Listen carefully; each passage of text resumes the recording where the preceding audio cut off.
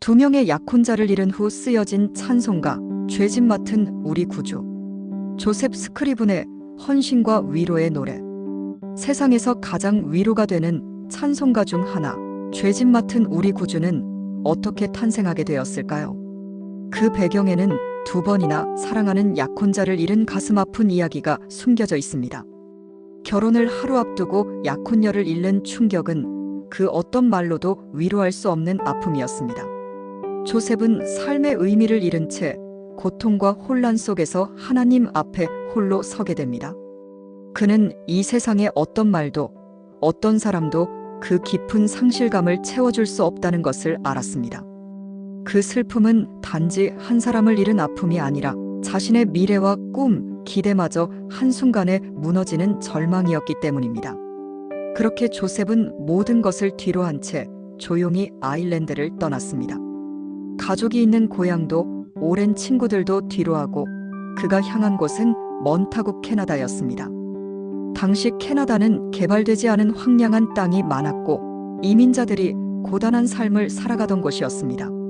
그런데 조셉은 그 땅을 피난처로 삼았습니다. 그는 고통을 잊기 위해 바쁘게 살지 않았습니다. 오히려 자신의 아픔을 가슴 깊이 품은 채 그 아픔을 통해 다른 사람들의 눈물을 보기 시작했습니다. 그는 물질적인 성공을 좇기보다는 이름 없는 자들을 찾아갔습니다. 가난한 노인들의 장작을 패주고 병든 이들의 집을 찾아가 음식을 나누며 누군가에게는 잊힌 존재가 된 사람들을 위해 자신의 시간을 내어주었습니다. 그는 무언가 대단한 일을 한 것이 아니라 그저 예수님이 하셨을 것 같은 삶을 조용히 묵묵히 따라 살았던 것이죠. 그리고 몇 년 후 조셉은 다시 사랑하는 사람을 만나게 됩니다. 한 여성과 깊은 신앙 안에서 교제를 이어가며 두 번째 약혼을 하게 되었죠. 그 사랑은 조셉에게 다시 삶의 빛을 비추는 듯 했습니다. 그러나 안타깝게도 그 행복은 오래가지 못했습니다. 약혼녀는 중병에 걸렸고 조셉은 끝까지 곁을 지키며 그녀를 간호했지만 그녀 역시 세상을 떠났습니다. 두 번이나 사랑하는 사람을 잃은 그는 말할 수 없는 상실 속에 또다시 무너져 내렸습니다. 하지만 놀랍게도 조셉은 그 절망 가운데서 하나님을 떠나지 않았습니다. 아니, 오히려 더 깊이 하나님을 붙들었습니다. 그는 하나님을 향해 부르짖는 대신 하나님 안에 잠잠히 거하는 법을 배워갔습니다. 기도가 입에서 멈춰질 때에도 그는 삶으로 믿음을 고백했습니다. 조셉의 삶은 말보다 행동으로 복음을 보여주는 삶이었습니다. 그는 누구보다 큰 상처를 가졌지만 그 상처를 통해 타인의 고통을 더 깊이 이해했고 그 이해는 결국 사랑이 되어 누군가의 삶의 따뜻한 위로로 전해졌습니다. 그의 삶은 점점 더 예수 그리스도를 닮아갔고 그가 지녔던 상실과 외로움은 나중에 누군가를 살리는 찬송으로 태어나게 됩니다. 그 찬송이 바로 지금 우리가 함께 나누려는 죄짐 맡은 우리 구주입니다. 두 번의 깊은 상실을 겪고도 믿음을 놓지 않았던 조셉에게 어느 날 또 하나의 아픔이 찾아옵니다. 멀리 아일랜드에 계신 어머니가 병상에 누우셨다는 소식이었습니다. 그는 어머니가 자신의 신앙의 뿌리였다는 사실을 잘 알고 있었습니다. 어릴 적 손을 잡고 함께 예배당으로 향하던 기억, 무릎 꿇고 기도하던 어머니의 모습, 찬송을 부르며 눈시울을 붉히던 그 따뜻한 미소. 그는 지금의 자신이 있기까지 어머니의 믿음과 눈물이 얼마나 큰 역할을 했는지를 누구보다 잘 알고 있었습니다. 그러나 조셉은 그 병상 곁에 갈 수 없었습니다. 지금처럼 비행기나 통신 수단이 발전한 시대가 아니었기 때문입니다. 가난한 형편 또한 그를 발목 잡았죠. 그래서 그는 간절한 마음을 담아 한 편의 시를 써내려갔습니다. 멀리 떨어져 있어도 어머니가 느낄 수 있는 사랑의 언어로, 그리고 신앙 안에서 서로를 붙잡을 수 있는 진실한 고백으로요. 그가 쓴 시는 단지 문장 몇 줄로 된 짧은 글이 아니었습니다. 그것은 그의 인생 전부를 꾹꾹 눌러 담은 기도이자 고백이었습니다. 그는 세상에서 가장 깊은 고통을 경험한 사람이었지만 그 고통을 통해 더 깊이 알게 된 한 분, 예수님을 어머니께 소개하고 싶었던 것입니다. 어머니가 외롭고 힘들 때 자신은 곁에 없지만 예수님은 언제나 함께 하신다는 확신을 전하고 싶었던 것입니다. 죄짐 맡은 우리 구주, 어찌 좋은 친구인지. 걱정 근심 무거운 짐, 우리 주께 맡기세. 이 시는 원래 가족 외에는 아무도 모르게 조용히 어머니에게 보내졌습니다. 하지만 나중에 한 친구가 이 글을 우연히 발견하고 깊은 감동을 받아 출판사에 알리면서 세상에 조금씩 알려지기 시작했습니다.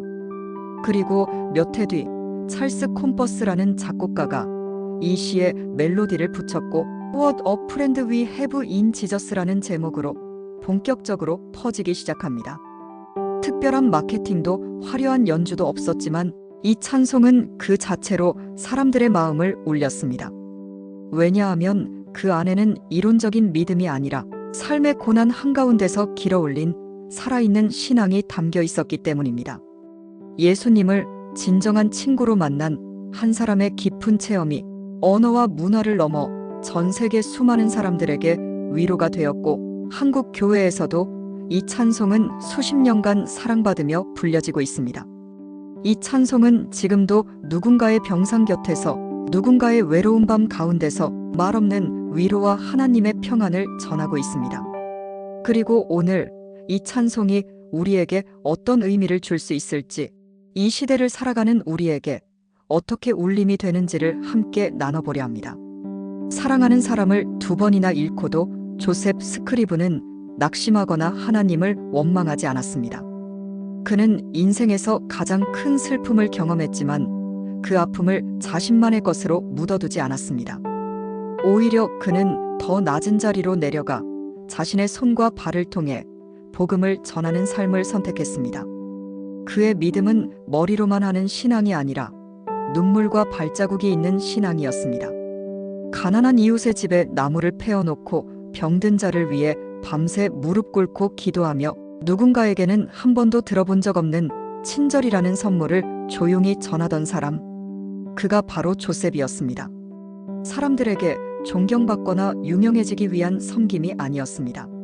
단지 예수님이 그러셨듯이 자신도 그렇게 살아야 한다는 마음 하나로 하루하루를 살아갔던 것이죠. 우리도 신앙생활을 하며 수많은 고난을 마주합니다. 예기치 않게 찾아온 병, 무너진 사업, 사랑하는 사람과의 이별, 그리고 매일 반복되는 지치고 메마른 일상 속에서 믿음조차 흔들리는 순간이 있죠. 그럴 때면 우리 안에서 조용히 이런 질문이 올라옵니다. 하나님, 정말 제 기도를 듣고 계시나요? 저를 향한 하나님의 계획은 대체 무엇인가요? 왜 저는 계속 이렇게 아픈가요? 왜 제 인생은 풀리지 않죠? 이런 질문은 부끄러운 게 아닙니다. 믿음을 붙들고 살아가려는 사람에게서 나오는 가장 솔직하고 인간적인 반응입니다. 조셉 스크리븐도 그런 시간을 지나왔고 그 안에서 하나님을 더욱 깊이 만났기에 죄짐 맡은 우리 구주라는 찬송이 탄생할 수 있었습니다. 그는 말합니다. 내가 세상에 의지할 사람이 아무도 없을 때 내가 붙들 수 있는 분은 오직 예수님 한 분뿐이었습니다. 그 고백이 곧 이 찬송의 중심입니다. 여러분, 우리도 때로는 기도의 응답이 더뎌서 낙심하고 하나님이 침묵하시는 것처럼 느껴질 때가 있습니다. 하지만 그 속에서도 여전히 우리 곁을 떠나지 않으시는 분이 있습니다. 우리가 감당하지 못할 죄와 슬픔, 외로움과 근심을 대신 지고 가시는 분. 그분이 바로 예수 그리스도이십니다. 예수님은 단지 우리를 구원하신 분이 아니라 삶의 가장 깊은 자리까지 내려오신 분이십니다. 사람들에게 외면받고 고통받고 친구들에게 배신당하셨던 그분은 오늘도 우리가 걸어가는 외로운 길을 누구보다 잘 알고 계십니다. 그래서 이 찬송은 단지 과거의 신앙 고백이 아닙니다. 지금 우리의 현실 속에 살아 숨쉬는 하나님의 메시지입니다. 삶이 흔들릴 때 내 힘으로 버티기 어려운 순간에 이 찬송은 우리 마음에 이렇게 속삭입니다. 내가 혼자 지고 있는 그 짐, 이제는 내게 맡기렴. 나는 내 친구이니까.